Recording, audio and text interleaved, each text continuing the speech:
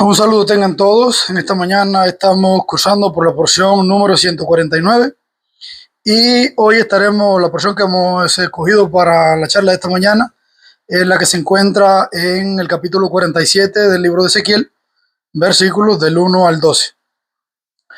Y interesantemente en esta semana estaba viendo unos videos acerca de la tierra de Israel y algunas cosas que están sucediendo en la tierra de Israel, cosas que son interesantes y una de las cosas que me llamaba la atención en estos videos es un fenómeno que está ocurriendo en el desierto de Judea, específicamente en la zona donde está ubicada el Mar Muerto. Y este fenómeno se trata de que están apareciendo unos lugares, está brotando agua fresca de la tierra, está filtrándose agua desde algún lugar, algún torrente, algún río subterráneo, y están apareciendo una especie de laguna de agua dulce. No dentro, bueno, dentro de lo que es el territorio cercano o lo que es la parte donde está como cerca de lo que es el Mar Muerto. Y están apareciendo estas lagunas y antes donde, o sea, todos conocemos que el Mar Muerto es un lugar donde no existe vida. O sea, no hay peces, no hay vegetación, simplemente, bueno, hay algún que otra bacteria, parásitos que se han adaptado a vivir en esas aguas que son tan saladas por la cantidad de minerales que tiene. Eso no permite que la vida se reproduzca en este lugar. Y entonces, bueno, en estas especies de laguna que están apareciendo, donde se presentan, unas son un poco más, digamos, dulces que otras, hay algunas que son un poco más fácil para que la vida se adapte. Entonces, bueno, en uno de estos videos, varios de ellos, estuve viendo varios videos porque me llamó mucho la atención y sobre todo cuando había leído lo que tiene que ver referente a la profecía que se hace aquí en el libro de Ezequiel, específicamente en esta parte que vamos a estar tratando en esta mañana, cerca del capítulo 47, donde habla de un tema muy parecido y me llamaba la atención porque decía, bueno, ¿acaso es este fenómeno que está ocurriendo donde se habla de que un río, de que aguas vivas van a traer vida y precisamente eso es lo que está pasando ahora en esta región cerca, o sea, circundante al lago del Mar Muerto, lo que se conoce como el Mar Muerto, sobre todo en la parte norte, y van a entender un poquito cuando avancemos un poquito en la porción, el por qué me llamó mucho esto la atención, porque es precisamente esta parte que queda como en dirección frente al templo.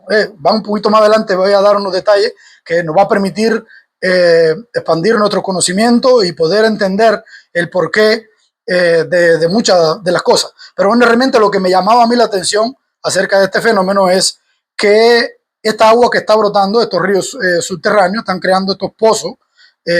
Alrededor de esos pozos no solamente está creciendo vegetación, o sea, vegetación verde, incluso dentro de los lagos se puede ver como crecen matas, hierbitas, juncos o sea, se ve mucha vegetación, sobre todo en esta parte arriba hacia el norte del Mar Muerto, que es donde están apareciendo esta especie de laguna. Y en uno de los videos se ve incluso cómo las personas ponen cámaras dentro del agua y se puede ver vida, o sea, vida de peces nadando, pececitos no muy grandes, pececitos pequeños. Y la persona que estaba conduciendo el documental o este video explicaba de la relación precisamente que tiene con la profecía que vamos a estar tratando en esta mañana aquí en Ezequiel 47, donde, bueno, esas aguas van a traer vida y él explicaba, bueno, realmente esto es parte del cumplimiento de esta profecía, o sea, se hacía la pregunta, ¿ves? Porque todo apunta hacia ahí. Y entonces, bueno, esto me llamaba la atención y simplemente quería compartirle porque tenía relación con esto, o sea, algo que es un poco, digamos, diferente en un lugar tan inhóspito donde hay tanta esterilidad, que aparezcan o broten estas aguas dulces y alrededor de ella todo lo que empieza, pueden ver, se veían incluso marcas de animales, de coyotes, de lobos, que venían pues buscando comida o tal vez otras especies que vivían alrededor de estos pozos que se van formando. Eso es por una parte. Y entonces, bueno, ya hoy realmente quiero analizar algunos detalles que podemos sacar acerca de lo que tiene que ver con el proceso de alinearse, en este caso, a la vida y a la restauración, según la profecía que nos muestra aquí en el libro de Ezequiel, el capítulo 47. Y quería estar analizando algunos detalles que vamos a estar descubriendo en medida que vayamos cursando con lo que vamos a estar viendo y discutiendo en esta mañana. Cuando comenzaba, en este caso, a leer aquí en el libro de Ezequiel y estudiaba todo lo que tenía, o sea, alrededor de lo que tenía que ver con la porción que se describe aquí, podemos ver que Ezequiel en este caso recibe esta visión, y es para ponerlo un poquito en el contexto de cuándo, dónde y cómo, para ir entrando y poder entender mejor lo que estaba pasando y hacia dónde apunta precisamente esta profecía. Ezequiel recibe esta visión o esta profecía durante el periodo del exilio del pueblo de Israel en Babilonia, o sea, el primer exilio, donde Nabucodonosor se llevó cautivo hacia Babilonia, el pueblo de Israel o parte del pueblo de Israel. Y una de las cosas que me llamaba la atención es, a raíz de este exilio, lo que el pueblo de Israel había experimentado durante esos momentos después de esa primera destrucción de Jerusalén y el templo, con esa invasión de Nabucodonosor, que concluyó con el exilio del pueblo. Me llamaba la atención que habían habido momentos difíciles, como por ejemplo ver destruida la ciudad de Jerusalén, ver destruido el templo. Posteriormente a esto provocó precisamente ese exilio y la pérdida de esa tierra que ellos tanto anhelaban, esa pérdida de la tierra que Dios le había entregado a ellos, pero que todo esto era parte del juicio de Dios. O sea, el juicio de Dios también era parte de lo que ellos habían experimentado como pueblo por su conducta. O sea, todas estas cosas las fueron experimentando en esta parte. Esa es la parte donde viene el contexto, donde Ezequiel va a recibir esta profecía. Y como le decía, en este contexto, Ezequiel entonces recibe esta visión donde se va a explicar con mucho más detalle desde los versículos, el capítulo 40 hasta el capítulo 48. Todo va a describir una descripción bien detallada de todo lo que él está viendo acerca de esta profecía. Y ahí se explica todo. Y de manera general es precisamente lo que él está viendo en la visión. Es como digamos un reflejo, teniendo en cuenta lo que habían sufrido o la experiencia que habían tenido, o sea, la destrucción de Jerusalén y el templo y toda esta parte del juicio de Dios sobre ellos. En esta visión, Ezequiel está viendo algo diferente, o sea, todo lo contrario a lo que ellos habían experimentado. Dios le está mostrando a él un templo restaurado, un Israel restaurado y devuelto a esa tierra de donde habían salido, una tierra que había sido repartida nuevamente. Eso lo describen en el capítulo 47 y 48. Pero aquí, que fue lo que más me llamó la atención a mí acerca del capítulo 47, que es lo que nos compete a nosotros en la mañana de hoy, o sea, acerca de la porción que están descritas para esta semana, aparece algo, digamos, extraordinario o muy interesante en la primera parte del capítulo 47. Y es que, a pesar de todo lo que le venía diciendo acerca de un templo restaurado, un Israel restaurado, y, o sea, habían vuelto a la tierra de Israel, aquí vemos algo que nos va a representar parte de ese templo también restaurado. Y es ese río que sale de debajo del templo y va creciendo hasta convertirse, o sea, un pequeño arroyito o unas aguas, dice, que fluían, y se va a ir creciendo hasta convertirse en un río que no se podía caminar, o sea, no se podía pasar sino nadando. Es lo que explica el profeta Ezequiel en este caso. Dice que van a ver varios momentos. Para eso vamos a estar aquí viendo un primer momento, o para ir entrando ya un poco más en detalle, lo que dice el capítulo 47, versos del 1 al 12 del capítulo 47 de Ezequiel. Y voy a estar leyendo los primeros versículos, el versículo 1 y 2. Dice: me condujo nuevamente a la entrada de la casa, he aquí aguas que salían de debajo del umbral de la casa hacia el oriente. O sea, esto nos está mostrando que hay una casa. Y aquí, o sea, cuando habla de una casa, la palabra que utiliza aquí en su traducción, o sea, se traduce en este caso como casa, pero en su equivalente están las palabras que responden a templo. Eso se traduce desde el arameo, o sea, es casa, templo, un palacio o una morada. Todo esto va relacionado con la traducción que se hace al castellano, que respalda, o sea, está respaldada con, en este caso, la traducción que viene desde el arameo. Por eso cuando dice aquí en el versículo 1 que me condujo nuevamente a la entrada de la casa, nos muestra que ya allí había una construcción, un edificio. ¿Ves? Y está mostrando a la entrada de esa casa. Y esto es importante. También nos dice que aguas salían debajo del umbral de esta casa. O sea, todas estas cosas, estos detalles son bien importantes.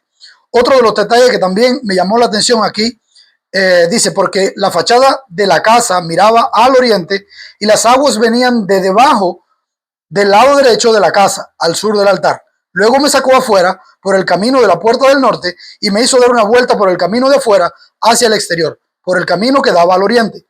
Y aquí las aguas salían por el lado sur. Otra de las cosas, a pesar de lo que hablaba aquí al principio de ese detalle que nos daba de la casa, lo que demuestra que había una construcción, o sea que el templo estaba allí, había sido restaurado, es que habla de una ubicación específica o hacia dónde estaba ubicada esta construcción, o sea, esta casa, este templo.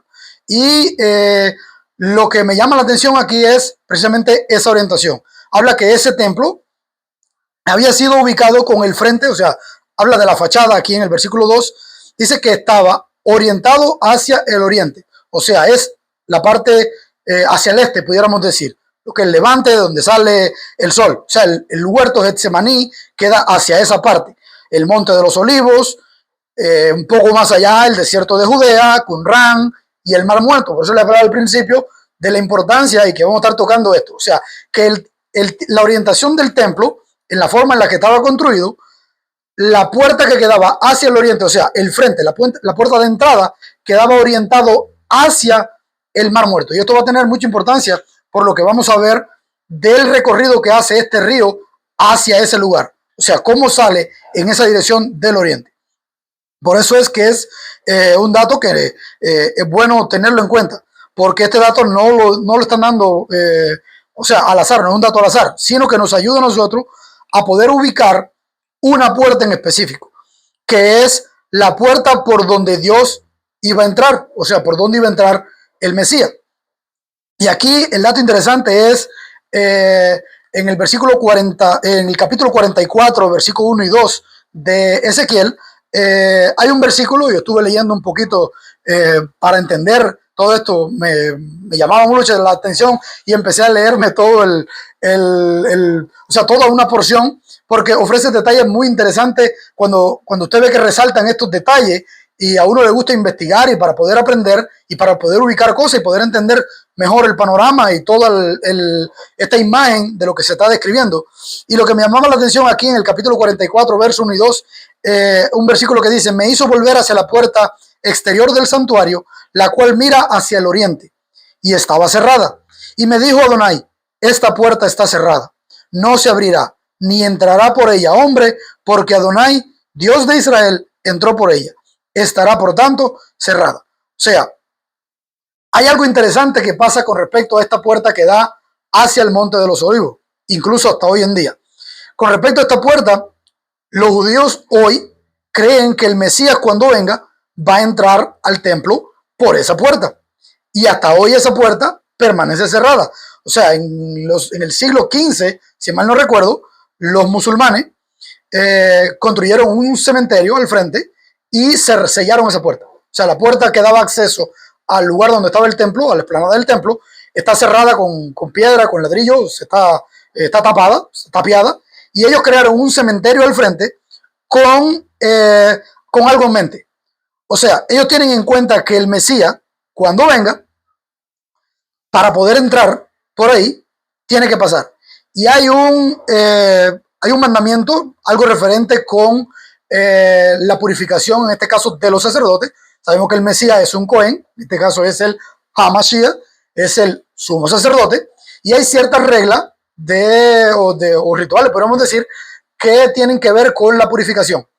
Que un sacerdote no puede contaminarse con los muertos, o sea, no pueden pasar por los cementerios, una de las cosas que ellos evitan para no contaminarse con los muertos. Y entonces, al ellos crear un cementerio acá, eso como que le va a impedir, supuestamente, a que el Mesías entre por esa puerta. Oye, todo lo que ellos tienen en mente. Por eso crearon este cementerio y taparon esa puerta. Entonces, lo interesante aquí es que esa ubicación que nos está dando, no nos le está dando un dato al azar, sino que está mostrando hacia algo específico. O sea, que es lo que quiero yo mostrar en este caso, que es la puerta por donde va a entrar Dios. Y un poquito más adelante, cuando usted lee en estos capítulos acerca de la profecía, explica incluso por dónde iba a entrar el príncipe, dónde se iba a situar, cómo iba a entrar, o sea, las personas del pueblo de Israel que venían al templo, por dónde iban a entrar y por dónde iban a salir. O sea, no podían entrar, digamos, por el sur y salir por el sur, no, tenían que entrar por el sur y salían por el norte. Era como para que hubiese un flujo y no hubiese una especie de atasco, ¿ves? Pero sí es bien específico en las reglas que se van describiendo aquí en esta profecía el porqué de cada cosa. Y esto era un detalle que me llamaba mucho la atención a mí, por eso quería compartírselo. Otro dato también interesante, o que me pareció interesante, en este caso es la distancia que existe desde donde estaba ubicado el templo de Jerusalén, o sea, el templo, hacia donde se encuentra la zona del Mar Muerto. Y son aproximadamente de 14 a 15 millas, unos 25 o 30 kilómetros más o menos. O sea que no es tan grande la distancia. O sea, uno a veces en la mente espera como que eso está muy lejos. Realmente no está tan lejos. O sea, es una distancia que, a ver, no es cerca tampoco, pero tampoco es una inmensidad. O sea, es un lugar que está relativamente cerca, pudiéramos decir. 14, 15 millas no es mucho territorio. Y era otro dato que quería también comentarle. Otra de las cosas que se habla acerca, o sea, en estos versículos, también es acerca de 4 medidas que van a estar mostrándonos algo. Y eso lo vamos a ver aquí en el capítulo 47, versos del 3 al 5, dice, cuando el varón salió hacia el oriente, con el cordel en su mano, midió 1000 codos y me hizo pasar por las aguas, según primer momento, hasta los tobillos. Otra vez midió, un segundo momento, 1000 codos, y me hizo pasar por las aguas hasta las rodillas, luego midió otros 1000, y me hizo pasar por las aguas hasta los lomos, y luego midió otros 1000, y ya era un río por el cual no podía pasar, porque las aguas habían crecido de manera que el río no se podía pasar sino a nado. O sea, estos 4 momentos son importantes. Y interesantemente, son 4 momentos que son, digamos, iguales, podríamos decir, ¿ves? Un momento, otro momento, y son medidas que fueron iguales. Esto crea, cuando yo me ponía a analizarlo, nos crea en la mente a nosotros, podemos decir que son 4 etapas, ¿ves? Él lo podemos aquí, 4 momentos que van a indicar 4 etapas que van a estar una consecutiva a la otra. O sea, se toma la primera medida, el agua daba por los tobillos, luego la rodilla, luego al torso y luego tapaba. O sea, son unas que van consecutivas a la otra. Y esto nos crea una conexión a nosotros con lo relacionado con la profecía del sueño que tuvo, en este caso, en el capítulo 2 de Daniel, el sueño con la estatua en Daniel 2, donde se habla de, en este la estatua de 4 piezas. O sea, aquí nos dice que tenía la cabeza de oro, pecho y brazos de plata, vientre. Bueno, no vamos a entrar en los detalles de la profecía acerca de esta estatua. Pero lo que me parece interesante es la conexión entre esas 4 etapas que estamos viendo aquí. Son las mismas 4 etapas que se van a ver, que van a representar los imperios por los cuales iban a pasar o que iban a representar esa estatua, que es lo que se describe en el libro de Daniel capítulo 2. Y doy la referencia, por uno, el que quiera profundizar un poco más, que luego puede entrar allí y ver, establecer la comparación, y no solo la comparación, sino la correlación que hay entre estas 4 etapas que van consecutivas y aquellas 4 etapas que de los imperios. O sea, cuál imperio iba a suceder a cuál, y hasta dónde iba a llegar, empezando por el imperio babilónico, el medo-persa, el imperio griego y luego el romano con su evolución final y cómo terminó todo esto, que es lo que se describe en esa profecía en Daniel capítulo 2. Pero acá Daniel nos describe a nosotros 4 etapas que son diferentes, donde cada una va a tener una característica diferente, que va a ser la profundidad del arroyo o del río en este caso, pero al mismo tiempo va a marcar una consecuencia o digamos una relación de cronología. Por eso es que yo establecía esta relación entre los imperios que iban a pasar, los representados en la estatua del capítulo de Daniel, la correlación que tiene con estas 4 etapas que van a estar siendo consecutivas, una con la otra. Y acá donde inferimos que esas 4 etapas son diferentes, pero al mismo tiempo consecutivas. Y van a, digamos, en cuanto a la forma en la que ocurren, como un imperio sustituye al otro, de esa misma manera aquí vamos a ver que esa manera en la que se toman las medidas, esas 4 etapas donde se toman las medidas, una va a ir a consecuencia de la otra, ¿ves? Y van a ir con una progresión. Entonces, hasta este punto, cuando leemos el capítulo 47 en el versículo 6, la persona que lleva, en este caso el ángel que le está mostrando esta visión a Ezequiel, le hace una pregunta. Le dice, ¿qué has visto? Y hasta acá, o sea, cuando analizamos todo esto, vemos 2 momentos que son, podemos decir, importantes. Primero, esas 4 etapas, o sea, estos periodos de tiempo que van a representar algo temporal. O sea, 4 periodos de tiempo diferentes, con características diferentes en cuanto a la profundidad que tiene el río, pero van a mostrar algo temporal. ¿Por qué digo temporal?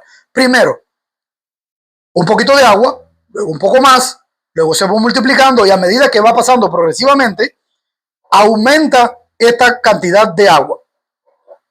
Esto es bueno tenerlo en mente y quedarnos con esta progresión, digamos, cómo se aumenta, porque vamos a estar atando un poquito más adelante, atando los cabos para poder entender hacia dónde nos lleva esto o poder sacar alguna enseñanza de aquí. El segundo momento importante es que la cantidad de agua que tenía el río aumentaba o se multiplicó. Son estos 2 momentos lo que podemos ver hasta ahora, o sea, hasta lo que se le ha mostrado en este caso a Ezequiel. Ahora, de regreso entonces, en el recorrido que hizo de vuelta, dice que el ángel lo tomó y lo llevó en un recorrido de regreso a Ezequiel en este caso para que obtuviera más respuestas acerca de lo que estaba viendo o más datos que lo que nos informa a nosotros. En este caso va a haber restauración, en el caso de Ezequiel 47 versos del 7 al 12, nos dice que el arroyo o ese río iba pasando y por donde iba pasando ya había vegetación y árboles. O sea, cuando se toman las medidas que él iba pasando, iba caminando, avanzando hacia un lugar, en este caso era, esta agua iban a llegar hasta, y lo describe un poquito más adelante, y vamos a estar tocando, esta agua iban a llegar hasta el mar muerto. ¿Ves? Esa agua que iban a salir desde el altar, iban a fluir hasta el mar muerto. Entonces, en estas 4 formas o 4 etapas, cuando él fue pasando, él no habla de ninguna vegetación al lado. Simplemente dice que un río fluía y su profundidad, a medida que tomaba una medida, iba cambiando, era más profundo. Pero ahora, cuando viene de regreso, nos está dando otro dato que es interesante, y es que a medida que esa agua iba progresando o iba aumentando, apareció vegetación, apareció vida. Esto explica por qué o de dónde salen esta vegetación. ¿Y por qué nos da precisamente este detalle acá? Porque precisamente el agua se asocia o es sinónimo de vida. También en este caso le explica cómo, o nos explica a nosotros en este caso, cómo o por qué se multiplican las aguas. Podemos entender. En uno de los versículos podemos ver donde dice que estas aguas son sanadas. Aguas que estaban contaminadas, aguas que estaban podridas, aguas que estaban saladas, están siendo restauradas a su propósito o al propósito para el cual fueron creadas. Estas aguas estaban desconectadas. Por eso les decía que vemos en la descripción de los versículos aquí del 7 al 12, cuando leemos un poquito más adelante, dice que a medida que esta agua iba a llegar hasta el mar, ¿ve? Iban a ir trayendo sanidad. Por eso que yo digo aquí que Eso explica por qué las aguas iban aumentando y por qué había la vegetación, por qué salió. Porque a medida que iban pasando iba trayendo vida. O sea, el agua es asociada, el agua dulce, es asociada con la vida. Con la excepción, por ejemplo, de lo que vemos hoy en el agua del Mar Muerto, con agua muy salada y no puede, o sea, no hay vida dentro de ese lago. Entonces, ¿qué nos indica a nosotros? Que esas aguas estaban desconectadas de la fuente que refrescara. O sea, habían perdido su propósito natural. Por eso, a la hora en punto en que este río va aumentando y va tocando esa fuente de agua que estaban separadas, ¿ves? Donde estaban saladas, no tenía vegetación, no había vida. Una vez que esa agua tocaba, son restauradas, empieza a producirse vida. O sea, pierden esa salinidad, empiezan a aparecer peces, empiezan a aparecer animales, vegetación y demás. O sea, están recibiendo sanidad mediante esa agua viva, esa agua que corría, que venía desde donde, que salía desde el templo. O sea, desde la presión, desde de la presencia de Dios en el templo, en este caso. Y va sanando y vuelve a tomar el propósito para el cual había sido creada, en este caso es agua. El recorrido desde el templo, o sea, volvemos a retomar todo el recorrido que hacía el arroyo desde que salía del templo. Dice, salía del templo, o sea, desde la casa, sale de allí todo un río y va hasta el Arabá, el Mar Muerto, las aguas saladas, en este caso, aparecían peces, árboles y frutos. O sea, todo el recorrido hacia allá y luego cuando recorría, todo lo que se veía. O sea, a medida que iba avanzando esta agua, todo lo que producía. Entonces, ¿qué nos dice esto a nosotros? Que por donde quiera que pasa esta agua viva, ¿ves? Quédense con este detalle porque luego vamos a poder armar todo el muñeco. Al final, cuando lleguemos, tengamos un poco, vamos a juntar un poco de datos y vamos a poder entender un poquito mejor. Entonces, por donde quiera que pasa esta agua, trae vida. Y esto es lo que precisamente nos vamos mostrando aquí. Estas 4 etapas, quédense con este detalle, las 4 etapas, 4 periodos de tiempo, algo temporal, y esa cantidad de agua iba aumentando, o sea, se iba multiplicando. ¿Por qué? Porque a medida que iba aumentando, iba pasando de lugar a lugar, iba sanando otras aguas que estaban allí. Y entonces, esas otras aguas, a medida que se iban sanando, se juntaban a ese torrente y iba aumentando. O sea, no está pasando algo como pasa, por ejemplo, hoy en los ríos. Usted ve un río que nace y a medida que el río va aumentando su curso o va corriendo, hay otros ríos que se unen y se va haciendo más grande. O sea, no es este el sentido. O sea, ese torrente de agua que sale desde el trono, desde el templo, en este caso, desde la casa, iba sanando y a medida que se iba sanando, esas otras aguas que iban siendo sanadas, la vemos como un torrente, se iban juntando. ¿Ves? Por eso es que vemos que aumenta el caudal del agua a medida que iban tomándose la medida. Es lo que nos dice esto aquí. Y va siendo entonces un poquito más. Y entonces ya bajando un poquito más profundo, digamos, para tratar de entender un poco más hacia dónde se dirige esto, hasta acá, en este caso, la visión que está viendo Ezequiel nos comunica fundamentalmente algo que tiene que ver con la restauración, que era lo que le decía al principio. O sea, él veía un Israel restaurado, un templo, Israel de nuevo en la tierra y todo esto que está mostrándonos esta visión. O sea, el río que sale, como a medida que avanza, se restaura la vida alrededor de donde va pasando esa agua. Todo lo que toca esta agua va restaurándolo. ¿Qué podemos ver aquí? La restauración. Entonces, teniendo en cuenta todo aquello, lo que le decía al principio, que a Israel había experimentado acerca de la destrucción de Jerusalén, del templo, el exilio, la pérdida de la tierra, juicio de Dios. Ahora Ezequiel está viendo en esta visión de la profecía algo que es totalmente lo contrario, exactamente lo contrario. Está viendo un templo restaurado, la presencia de Dios, agua, vida y tierra restaurada. Por eso tenemos que tener otra cosa en cuenta en este caso. El río o este arroyo, esa agua viva que está saliendo del templo, es inseparable del templo. ¿Y por qué? Porque emana precisamente de la presencia de Dios, que es lo que explica el texto. Dice, eso tenemos que tenerlo en cuenta porque a lo largo de todo esto tenemos que tener en cuenta que no son agua que traen vida en sí, sino de dónde sale. ¿Ves? La fuente de la vida no está simplemente en la naturaleza, es lo que nos dice esto aquí, porque no es el agua en sí lo que trae vida, sino el tipo de agua y de dónde sale, o sea, de dónde emana esta agua, que sale del lugar de la presencia de Dios, lo que le decía. Y en la profecía de Ezequiel no explica el por qué esta agua tiene ese poder, simplemente muestra que el agua que procede del templo, o sea, de la presencia de Dios, transforma aquello que está muerto. O sea, todo aquello que toca, esa agua que sale de la presencia de Dios, lo transforma, lo restaura. Y eso crea entonces una conexión muy interesante con otros pasajes de la Escritura, donde está presente ese mismo sentido o esta misma imagen. Y es a donde yo quiero, digamos, llevar esta conversación en la mañana de hoy. O sea, agua viva, en la imagen, agua viva transformando y dando vida a lo que estaba muerto. Entonces, bueno, aquí vamos a ver momentos que propician ese proceso de alinearse a la vida y a la restauración. Hubo un momento donde encontramos esto, uno de los pasajes paralelos que encontramos donde podemos visualizar esta misma imagen y tiene un paralelo, yo puedo decir casi igual en el sentido profundo, es en Génesis capítulo 2, donde encontramos, no voy a leer el capítulo completo, lo voy a, de forma general, vamos a estar viendo esa imagen. Recuerdo lo que le decía, en este caso en el capítulo 2 de Génesis, ¿qué vemos? Vemos a Dios, vemos el Edén, en este caso, dentro de Edén vemos la presencia de Dios, o sea, una especie de templo, pudiéramos decir. Vemos un río que riega todo el Edén. ¿Y qué pasaba con ese río?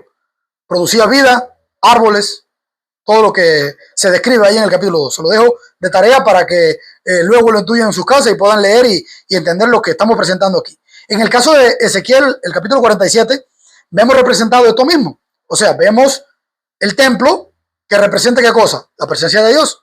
¿Ves? Vemos que de allí sale ¿qué cosa? Un río. Vemos ¿qué cosa? Árboles y vemos vida. O sea, donde quiera que va pasando, donde quiera que riega, vemos ese mismo paralelo, es la misma imagen. Entonces, en este caso, el templo, en el caso de que vemos aquí en Ezequiel, vemos el templo como una especie de nuevo Edén, que es lo que contiene, en este caso en el principio, el diseño original que pasaba en Edén. Era donde estaba Dios, donde Dios se comunicaba con Adán y con todo lo que había creado. En este caso era con Adán y con Eva. ¿Ves? Ese lugar donde ellos interactuaban con Dios era allí en Edén.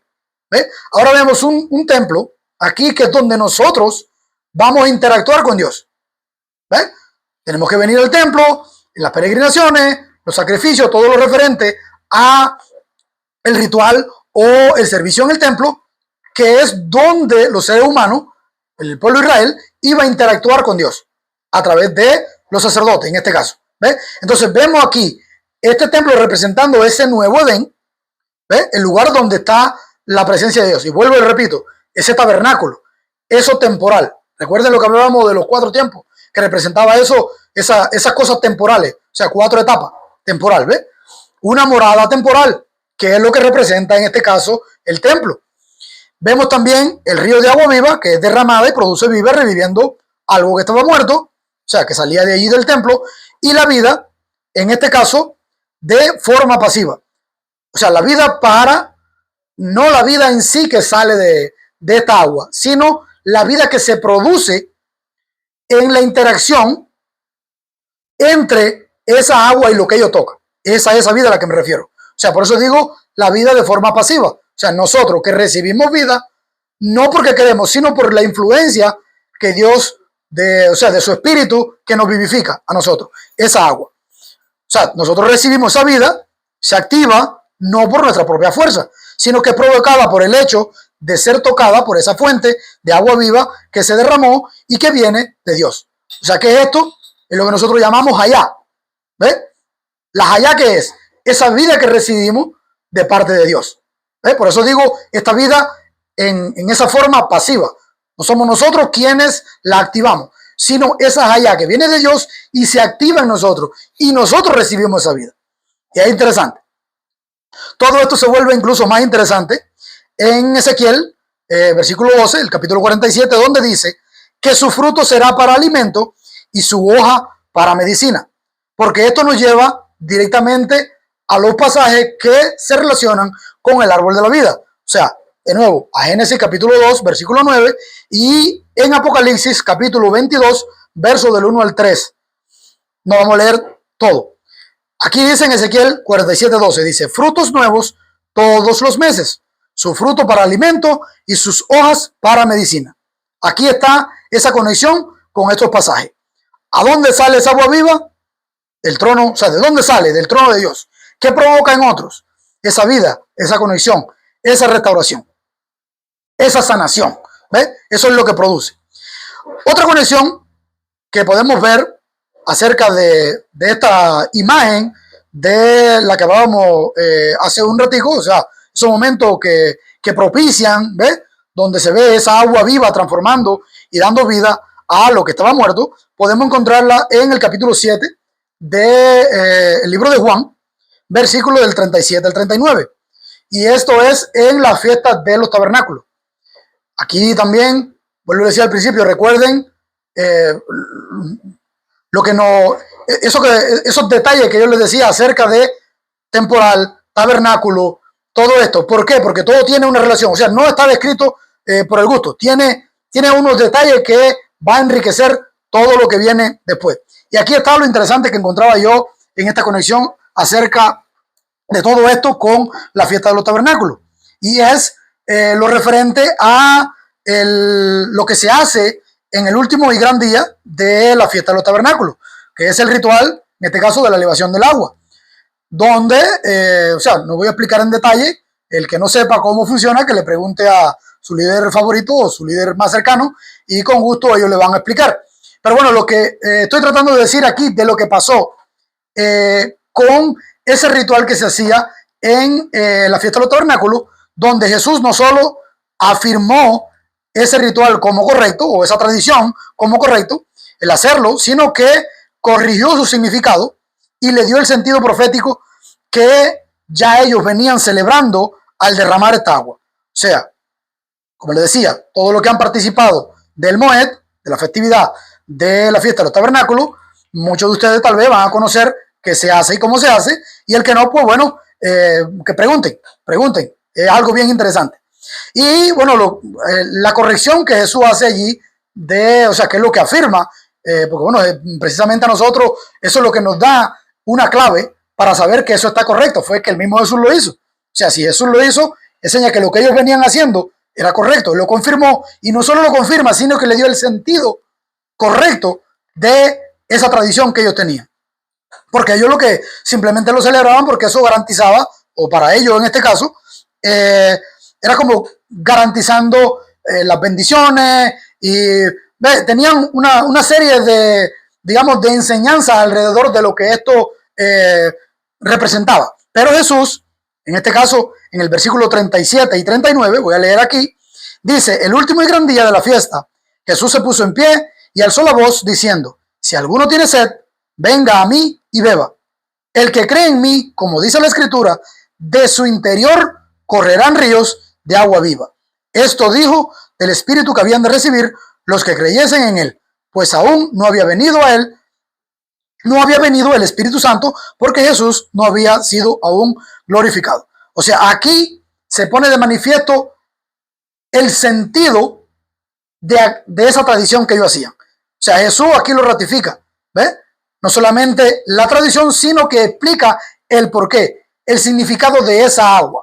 ¿Ves? Esa agua que iba saliendo del cántaro a medida que estaban ellos en aquella alegría y aquella algarabía, ¿ves? Y a ver o sea, qué tanto duraba y qué tiempo duraba que se derramara todo el agua de aquel cántaro. Eso explica a los que estaban allí presentes que el que quisiera agua, o sea, el agua que fluía, ¿de dónde?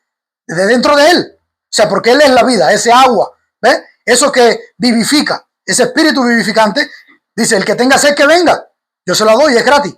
¿Ves? Por eso esa agua no se va a acabar y está representándolo aquí, y ese es el sentido, y por eso es que nosotros entendemos que él lo ratifica y cambia incluso el sentido que ellos le daban a esta tradición, en este caso. Y aquí, bueno, hoy se pone de manifiesto hasta nuestros días, en este caso, lo que eso representa en este caso. En este caso podemos ver el templo, que está representado por su cuerpo, el río, que es ese espíritu vivificante del que él hablaba, y la vida, que somos nosotros, aquellos que recibimos de él, de Dios en este caso. En este caso el templo, Aquí hay dos momentos que tenemos que hacer una salvedad. Porque en el momento en el que está pasando eso, la vida, o sea, el templo es Jesús, es donde se encuentra, o sea, ese cuerpo de Jesús, ese tabernáculo temporal o temporada, esa morada temporal que contenía en este caso a Dios, a ese Dios reducido, comprimido en el cuerpo de Yeshua, hecho semejante a los hombres y nacido de mujer. O sea, ese es el tabernáculo, ese es el templo, y de allí es donde fluye esa vida, o sea, esa agua de vida, ese espíritu que vivifica. Ahora, luego, en el segundo momento, en este caso, la función de templo se va a extender hacia nosotros, ya después de la muerte de Jesús, en este caso después de la crucifixión. Ese templo lo vamos a ocupar, o esa función de templo va a pasar a nosotros. Ya no va a estar dentro de ese cuerpo de Jesús, sino que nosotros nos vamos a convertir en ese templo que va a contener dentro de él esa vida que sale, que es el Espíritu Santo. Y entonces, bueno, aquí también vemos ese río, que es el Espíritu vivificante, que sale o quemada de la fuente que sigue siendo la misma. O sea, ¿cuál era la fuente al principio? El trono de Dios, ¿ves? Era Dios mismo, ¿ves? Entonces aquí el Espíritu Santo sigue siendo la misma fuente, esa misma fuente de agua de vida que es donde se establece en ese caso en nosotros. Dios establece en nosotros su trono, el Espíritu Santo, y de allí va a fluir la vida. O sea, por eso que dice aquí, de su interior correrán ríos de agua viva. O sea, ya no en este caso, no solo de Jesús, ¿ves? Sino que de nosotros va a salir esto también. ¿Qué tenemos aquí? Pues la misma imagen. Tenemos el templo, el río y la vida, aquí en Juan. Entonces, ¿qué pasó con aquella cantidad de agua que salía del templo? O sea, aquellas 4 medidas, cada 1000 codos, tobillo, rodilla, lomo, y luego que no se podía pasar porque, o sea, nadando solamente se podía pasar. Vemos algo interesante, y es que se multiplicó, como le decía al principio, y se sigue multiplicando. ¿Por qué? Porque se sigue transformando a su paso todo aquello que estaba muerto y que es tocado por esa vida que sale del trono de Dios. O sea, ese río, esa agua, ese espíritu vivificante, todo lo que toca lo va reviviendo, lo va transformando. O sea, es esa imagen de ese río, todo lo que toca, cada vez se hace más grande. Eso no hay quien lo pare. ¿Ves? Es como un río que a medida que va aumentando, eso no hay quien lo pare. ¿Ves? Toca, toca, toca y va aumentando. Todo aquello que lo toca y se deja transformar es vivificado, trayendo vida y frutos. Porque la vida fluye, en este caso, mana de esa única fuente inagotable que es el trono de Dios, y todo lo que, en este caso, esa agua toca, o todo lo que toca, esa agua vivificante, y se deja transformar, recibe vida solo a través de él. Y hago énfasis aquí en lo que se deja. ¿Por qué? Lo que se deja transformar en este caso. Porque también es importante. Y aquí vamos a ver un momento que va a mostrar lo opuesto al proceso de alinearse, en este caso, a la vida y a la restauración. Y hago énfasis en esto de lo que se deja transformar, tomando como referencia el versículo 9 del capítulo 47 y el versículo 11, donde da un detalle a nosotros que podemos ver o no podemos incluso pasar por alto, porque es bien importante. Si bien aquí en Ezequiel 47:8 nos dice que las aguas que vivifican y traen vida y restauración y llegarán hasta el mar, en este caso el mar muerto, donde no hay vida por ser tan salada, incluso ese mar recibe sanidad. Eso no lo digo yo, lo dice la palabra. Ezequiel 47:8-9.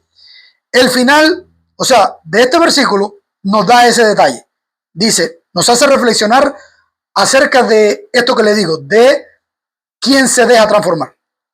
Dice, y todo ser viviente que nade por donde quiera que entre estos ríos, vivirá, y habrá una gran multitud de peces, porque esas aguas han entrado allí para que todas las cosas sean sanadas y vivan donde quiera que llegue el río. Dice el versículo 9 del capítulo 47.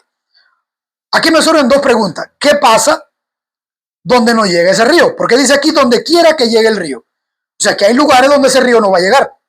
Es lo que me está indicando aquí. Dice, ¿qué pasa donde ese río no llegue? ¿O no llegó? ¿Por qué no llegaría el río a esa zona? Y aquí es donde nos viene otra enseñanza que no podemos dejar pasar por alto, porque es bien importante. Y es lo que nos muestra en este caso, o nos responde, el versículo 11 del capítulo 47 de Ezequiel. Dice, pero sus pantanos y sus lagunas no se sanearán, sino que quedarán para salinas. O sea, aquí hay un propósito también. ¿Ve? Hay lugares donde ese río no va a llegar. ¿Ve? En el versículo 8 dice que estas aguas van a llegar hasta el mar y van a producir vida, pero hay lugares donde no va a llegar. O sea, hay lugares colindantes a este mar que no van a llegar, se van a quedar empantanadas, podridos, con mucha cantidad de sal, no va a haber vida en ellos. ¿Qué representa esto? ¿Y por qué es importante? Porque aquí el mismo versículo nos está respondiendo y nos está diciendo que esto va a pasar. O sea, hay personas o hay lugares que no van a ser saneados, el agua no lo va a tocar. ¿Pero por qué? Yo me hago la pregunta. No es porque no tenga el poder suficiente ese río para llegar hasta allá y tocarlo y ser sanado. No es esa la relación. La relación es que hay algo que no le permite a ese río llegar. O sea, va a haber cosas que van a estar, y vamos a poner esto en el plano de nosotros hoy, ¿ves? De las personas. Hay personas que tienen cosas que no le permiten a Dios llegar, o sea, lo rechazan, ¿ves? Y por eso es que esa agua no llega hacia ellos. Por eso es que no van a ser saneados, no van a ser purificadas, esas aguas no van a ser curadas, ¿ves? Y de nuevo, esto es, ese sanearán, o sanarán en este caso, es un estado pasivo, o sea, no son ellas las que se van, que no quieren, no van a ser sanadas, sino que esa sanidad va a ser provocada por el agua, lo que hablaba al principio. Es algo que activa, ¿ves? Es el agua lo que activa esa vida. Entonces hay algo que impide que ese agua llegue, ¿ves? Es lo que provoca esto. Entonces el mensaje que nos deja a nosotros hoy es que no todos reciben sanidad. En ocasiones hay estado tal, en este caso de alejamiento de Dios, que no permite que ese río o esa fuente de agua viva se acerque. ¿Por qué? Porque se quiere estar lejos de la fuente, no porque la fuente no tenga el poder o no llegue hacia donde está esto. Y esto lo vemos en muchas ocasiones. Por ejemplo, tenemos un caso del faraón, ¿ves? Y hay muchos otros. La tuerca se apretó tanto que ya no afloja. O sea, se parte, pero no afloja. ¿Por qué? Porque ya se dañó la rosca. O sea, se apretó tanto en su razonamiento que no quiere acercarse a Dios, no quiere que Dios se acerque. Y eso provoca ¿qué cosa? Yo soy un caballero, él no se va a acercar. ¿Tú no quieres? Perfecto. Él se mantiene alejado. Él no te va a tocar. Pero eso va a provocar que en vez de tú ser sanado, te vas a podrir más en tu razonamiento. ¿Ves? Eso es lo que va a provocar esto. Y entonces, eso es lo que va a provocar esa repulsión hacia los santos que no permite ser alcanzado. O sea, en este caso rechaza la vida y el pecado. Y hay unos versículos, no recuerdo ahora, donde dice que su pecado es ese, que tuvieron la vida y la rechazaron. O sea, tuvieron la vida enfrente y la rechazaron. Ese es su pecado o su gran pecado. Y por eso es que no son restaurados, no pueden ser alcanzados por esta agua que su propósito es tocar, traer sanidad y traer restauración. Por eso vemos otro versículo, incluso, y lo que la enseñanza que nos deja aquí estos versículos es que en todo tiempo hay quienes que serán sanados, o sea, hay personas, cosas que van a ser sanadas y quienes no van a ser sanados. Y para eso lo respalda también el capítulo 12, versículo 10 de Daniel, donde dice que muchos serán limpios y emblanquecidos y purificados, los impíos procederán impíamente y ninguno de los impíos entenderá, pero los entendidos comprenderán. Y en Apocalipsis 22, versículo del 10 al 17, también habla acerca de, o sea, teniendo este mismo sentido, donde nos muestra que va a haber personas que van a ser sanadas y otros que simplemente no. Dice, el que es injusto, sea injusto todavía, dice el versículo 11. Y el que es inmundo, sea inmundo todavía. Y el que es justo, practique la justicia todavía. El que es santo, santifíquese todavía. He aquí, yo vengo pronto, y mi galardón conmigo para recompensar a cada uno según sea su obra. Y termina aquí el versículo 17 del capítulo 22 de Apocalipsis, donde dice, el espíritu y la esposa dicen, ven. Y el que oye diga, ven. Y el que tiene sed, venga. Y el que quiera, tome del agua de la vida gratuitamente. O sea, lo que nos está diciendo aquí, que el que oye, o el que quiere, o el que tiene sed, el que entiende que tiene sed, que venga, que es gratis. O sea, es gratis para nosotros. No es que fuera gratis, porque esto tuvo un costo muy alto. ¿Ves? Sabemos cuál fue el costo que tuvo nuestra restauración. Pero para nosotros ahora es gratis. Simplemente tómalo. ¿Ves? Ya está pago. Entonces, lo que quiero decir con todo esto es que esas personas que se alejan de Dios no es porque Dios no tenga el poder de alcanzarlo, sino que en su razonamiento ellos rechazan de tal forma que no le permiten a Dios llegarse a ellos y ser transformados. Entonces, como conclusión, la profecía del capítulo 47 de Ezequiel a nosotros no solo nos presenta, en este caso, un episodio de agua o un río que fluye desde un lugar, sino que representa una realidad mucho mayor. Y es que la vida mana de la presencia de Dios con capacidad de transformar y dar vida a lo que ya está muerto. Y el verdadero problema en este caso de Israel no era solamente que necesitaba regresar a la tierra de Israel, sino que necesitaba que la vida, que es Dios, volviera a fluir desde su centro e inundara todo lo que había. Y esto no solamente es para Israel, esto es para nosotros. Y hoy, no solamente Israel, nosotros, las naciones, todo aquello que vivimos hoy, ¿ves? Necesitamos ser inundados también por esas aguas que traen sanidad y vida para ser transformados. Que podamos estar quitando todo lo que estorba para que esa fuente de vida llegue a nosotros, nos restaure y produzca vida en nosotros. Que estemos llenos de esa vida y que de nosotros fluya hacia otros esa vida, afectando y contagiando, porque en nosotros se haya establecido el trono de Dios de donde fluye esa vida. Y así formar parte de esa multiplicación de las aguas de la que hablamos al principio, que fueron sanadas para llevar vida. Que Dios les bendiga en esta mañana.